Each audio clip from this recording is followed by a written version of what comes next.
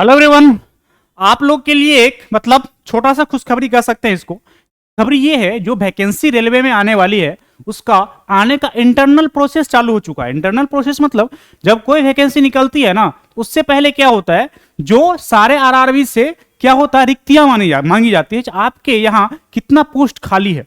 ठीक है, ये पहला स्टेप होता है। उसके बाद गवर्नमेंट डिसाइड करती है जो कितना पोस्ट इसमें फिल किया जाएगा, कितना रिक्त रखे जाएंगे और कितना जो स्ट्रेंथ है ये रहेगा तो काम बन जाएगा। ठीक है, ऐसे मतलब उसको मिनिमम कॉस्ट वाला पूरा फंडा अपना के इसको अप्लाई करता है। ठीक है, तो यहां पे अब ये चर्चाएं रेलवे वाला संसद से लेकर राजभवन सारे जगह पे हो रही है जो इसको भरा जाए। ठीक, और ये क्लियर है जो वैकेंसी आएगी इसमें कोई डाउट आपको नहीं रखना है, क्योंकि सरकार का ही मनसा वैकेंसी भरने का ही है। ठीक है, देख लीजिए एसएससी में पहले सीजीएल में 20,000 बोला गया, उसके बाद 37,000 का न्यूज आया, मतलब कंफर्मेशन नहीं आई, बट फिर इसको 37,000 कल कंफर्म कर दिया गया, 37,000 प्लस वैकेंसी। मतलब ये तो क्लियर है जो वैकेंसी आएगी और वैकेंसी गवर्नमेंट फिल करेगी इस साल के अंत तक। ठीक है ना, क्योंकि उसको भी दिखाना है ना, क्योंकि मेजर सेटबैक जो है इस गवर्नमेंट का सबसे बड़ा क्या है, बेरोजगारी को लेके है, और बेरोजगारी को जो लेके है इसको तो कुछ दिखाएगा तब तो इलेक्शन जीतना है इसको ना, 24 वाला। ठीक है ना, तो ये दिमाग से एकदम हटा लेना है जो वैकेंसी नहीं आने वाला, ये आएगी और बहुत मात्रा में आएगी। तो यहां पे ये प्रोसेस शुरू हो गया है। तो ये सारे न्यूज़पेपर का कटिंग है और ये कटिंग न्यूज़पेपर का ये है, बट यहां पे क्वेश्चन और आंसर संसद में दिया गया है, इसका भी एक कॉपी है। तो ये इसको आप 100% कंफर्म माने। तो सबसे पहले चलते हैं उस न्यूज़पेपर पे जहां पे ये सारे कुछ निकला है। तो आइए चलिए देखते हैं इसको।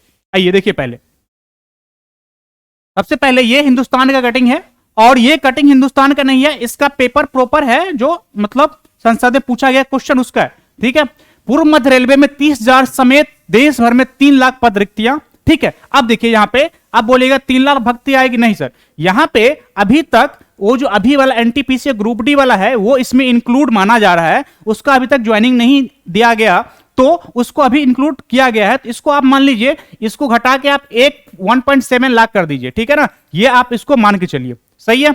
मंत्रालय ने 21 आरआरबी से मांगी रिक्ति की जानकारी, मतलब आप कितना पोस्ट आपके आरआरबी में खाली है जो भरे जानी है, इसकी आपको क्या की जानकारी मांगी, और ये पहला स्टेप होता है कोई भर्ती निकलने का। ठीक है ना, चलिए रेलवे 2019 के बाद नहीं निकली कोई भारी वैकेंसी। ठीक है, ये कोई दिक्कत नहीं है, ये तो आप समझ ही रहे हैं बात। चलिए, रेलवे भर्ती बोर्ड ने फरवरी 2019 के बाद बड़ी नियुक्ति के लिए कोई विज्ञापन नहीं निकाला। ठीक है, अब देखो सर, यहां पे काम की बात जाए उसी को हम पढ़ेंगे। देश भर में 2,98,000 मतलब अप्रोक्स में 3 लाख जानकारी है, जो अप्रोक्स उसमें इंक्लूड क्या है, आपका ग्रुप डी और एनटीपीसी वाला जो वैकेंसी है उसमें इंक्लूड है, वो हट जाएंगे। ठीक, अब यहां पे अब देख लीजिए, इस वर्ष में निकलेगी मतलब बहाली। रेलवे की आधिकारिक सूत्रों से मिली जानकारी अनुसार रेल मंत्रालय ने देश भर में सभी 21 आरआरबी से रिक्ति मांगी। ठीक है, तक रेलवे में 1.5 से 2 लाख रिक्ति पदों के लिए बहाली निकाली जाएगी। मतलब ये वैकेंसी आने की क्या है, संभावना है। तो आप इसको मान के चलो, 1.5 से 2 लाख मत मानो, 1 लाख मान के चलो आप। ठीक है ना, इनमें ग्रुप डी सी दोनों पद होंगे, और ये जो और ए बी वाला होगा यूपीएससी के लिए, उसको आपको ध्यान नहीं देना है। ठीक, आप देख लीजिए यहां पे, ये आप पूर्व मध्य रेलवे जोन में 45,000 रिक्तियां हैं। अब देख लो यहां पे रिक्तियां कितना है, मध्य में कितना है 28,000, पूर्व तट पे कितना 8,000, मतलब अप्रोक्स मान लो। पूर्व मध्य में 14,439, पूर्व में कितना 30,327। टिप अप्रोक्स ये सबसे ज्यादा, उत्तर में 38,967। ठीक है, कुल यहां पे दे रखा है 2,98,973। इसमें से मैं फिर बोल रहा हूं, उसमें से वो घटाना पड़ेगा। ठीक है, बात समझ में आ रही है। ठीक, अब ये बात बोला गया है जो इस पेपर में, इसमें लिखा हुआ है जो इस साल के मिड में आएगा, मतलब ये हम पे बोला जा रहा है मई जून तक इसको आप मान के चलें जो वैकेंसी आ जाएगी, और लास्ट तक आपको ना एग्जाम करवा लेगा, क्योंकि ये स्टार्टिंग में चुनाव होने वाला है 24 के। ठीक है ना, तो यहां पे ये वैकेंसी आएगी और कन्फर्म, अब ये कन्फर्म मान लो आप, जो आएगी ही आएगी। उसमें आने वाली में सबसे पहले एलपी होगी और आरपीएफ वाली होगी वैकेंसी। ठीक है, चलिए अब एक चीज और कंफर्म करना है, जो मैं इससे पहले भी बोल ये रहा था, जो ये वैकेंसी तब आएगी जब ये प्रोसेस कंप्लीट होगा। ठीक है ना, इसमें भी इनका मतलब मेरे रेल मिनिस्टर का क्या आ गया है, ये एक बयान आ गया है जो मैं अप्रैल तक सारे को फील्ड वैकेंसी मतलब पोस्टिंग दे दिया जाएगा। ठीक है ना, मतलब जो है वो दे दिया जाए। इसका क्रक्स यही है इस पूरा न्यूज का, जो अप्रैल तक ये क्या करेंगे, अभी जो ऑनगोइंग चल रहा है वैकेंसी, ये प्रोसेस किसका, ये प्रोसेस जो चल रहा है किसका, ग्रुप डी का और एनटीपीसी का, इसको ये अप्रैल तक खत्म कर देंगे। और जब भी खत्म होगा तभी न्यू वैकेंसी आएगी। मैं स्टार्टिंग से बोल रहा हूं और आज भी बोल रहा हूं, ठीक है। तो अप्रैल में खत्म होगा, तो आप समझ ले अप्रैल के बाद वैकेंसी कभी भी आ सकती है, और प्रोसेस इंटरनल ऑलरेडी स्टार्ट हो चुकी है, ठीक है। वैकेंसी नहीं आने के कोई चांसेस नहीं है। 10 लाख ड्राइव वाला यदि मिशन को कंप्लीट करना है तो रेलवे में हाथ नहीं लगाएंगे, तो हो ही नहीं सकता, क्योंकि मैक्सिमम वैकेंसी वैकेंट जो है वो रेलवे में भी है। सही है, बात समझ में आ गई। चलिए, अब ये बात आई, ये तो सही है रेलवे आएगी, मगर हम लोग को क्या करना है, हम लोग के लिए बहुत सारे मुद्दे हैं जो इस वैकेंसी को लेके है। वो मुद्दा है आपको जो पहुंचाने के लिए एक ही तरीका बच गया है, ट्विटर कैंपेन। मतलब एक सिलेबस का पार्टी हो गया, ट्विटर हो गया ना। अब यहां पे आपको 20 तारीख को प्लान किया गया है, ठीक है ना, ट्विटर का 20 फरवरी को। उसमें पहले सबसे पहले मुद्दा यह रहना चाहिए वैकेंसी कब आएगी, इसको कंफर्म करो आप, ठीक है। और सबसे बड़ी बात जो अभी है एज रिलैक्सेशन वाला, जो कोविड के कारण सारे एग्जाम में एज रिलैक्सेशन कुछ ना कुछ दिया गया है, तो यहां भी देना राइट बनता है उनका, और ये दिया जाएगा। क्योंकि इलेक्शन के समय जो बोलोगे ना वो करता है गवर्नमेंट, ठीक। तो यहां पे इस मुद्दा को जोर शोर से उठाया पड़ेगा। और उसके बाद कैलेंडर चाहिए ही चाहिए, आरआरबी कैलेंडर चाहिए, ठीक है। एसएससी का कैलेंडर है, यूपीएससी का कैलेंडर है, आरआरबी कैलेंडर क्यों नहीं है, ठीक है ना। ये पता रहे ना, आज वैकेंसी आया तो कितना दिन के बाद आएगा।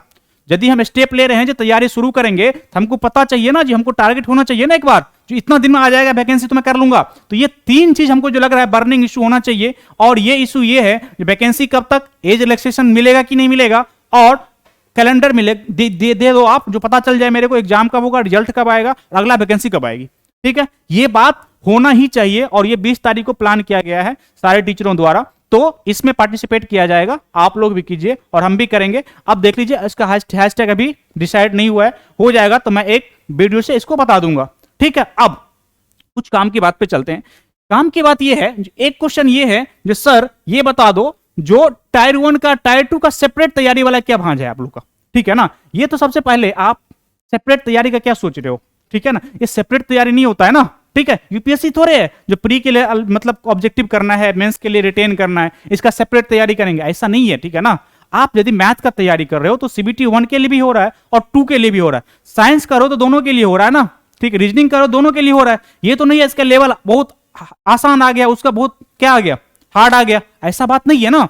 तो अब पहले देखो सीबीटी 1 और सीबीटी 2 में कॉमन क्या है, कॉमन है मैथ है, जो 20 को पहले में पूछता है 1 में और 25 सेकंड में, तो इसका तैयारी एक साथ होगा आपका, ठीक है ना। इसमें अलग नहीं करना, ठीक है। ये अलग वो करते हैं जिनको मतलब ये कहना रहता है जो बैच बनाने के लिए एक होता है माहौल, जो ये सीबीटी 1 के लिए है, ये सीबीटी 2 के लिए, ठीक है। मैथ मतलब मैथ होता है, यदि आपको मैथ परसेंटेज आ जाएगा तो आप सीबीटी 1 में भी कर देंगे और सीबीटी 2 में भी कर देंगे, ठीक है। और मैथ का प्रीवियस मैंने चालू कर दिया है, इसको आप प्रॉपर देखिए। 4 बजे से मैं पर डे लाइव आता हूं और प्रीवियस करता हूं, उसको प्रीवियस ही नहीं रहता है, एक क्वेश्चन के आसपास मैं पूरा मतलब ब्रह्मांड को डालता हूं, इसमें क्या पूछेगा और क्या कंसेप्ट आगे भी पूछ सकता है, तो उसको प्रॉपर आप देखें, ठीक है।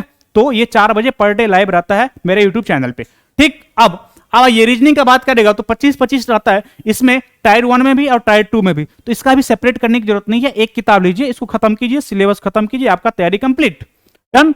अब साइंस यदि 20 इधर है और इसमें 40 में ड्राइंग्स ही पूछे जाते हैं, तो वो अलग की बात है, सीबीटी 2 में वो आप अलग से कर लेंगे। मगर साइंस यदि आप कंप्लीट कर लेते हैं तो आपका तैयारी कंप्लीट हो गया साइंस का, ठीक है ना। अब सीबीटी 1 में पूछे, 2 में पूछे, डी में पूछे, एलपी में पूछे, कुछ भी पूछे कर दोगे, ठीक है ना। तो सेपरेट करने की जरूरत नहीं है। यूपीएससी की तैयारी आप नहीं कर रहे हैं, जो ऑब्जेक्टिव का अलग करना है, डिस्क्रिप्टिव का अलग करना है, सही है। और अब जीएस का भी वही खेला है, बस जीएस में यहाँ पे कुछ करंट बदल जाएंगे, जो उसका मंथ में आसपास होगा उसका करंट पूछा जाएगा, इसके मंथ के आसपास इसका करंट पूछा जाएगा, यही बात है, ठीक है। और ये ओवरऑल एक अच्छी सी न्यूज है, आप इसके लिए अस्वस्थ रहें, वैकेंसी आएगी, आप प्रॉपर लग जाए, इस पे ज्यादा ध्यान ना दें जो कितना न्यूज क्या बन रहा है, हमेशा इस पे ध्यान ना दे जो कब आया नहीं आया, वो आ ही जाएगा। और आप प्रॉपर पढ़ाई पे ध्यान दें। और एक बात और, टाइम कम देने वाला है, इस बात को आप मान ले, ठीक है। ये इतना था, जितना था मैंने सारा कुछ बता दिया proper. Thank you very much.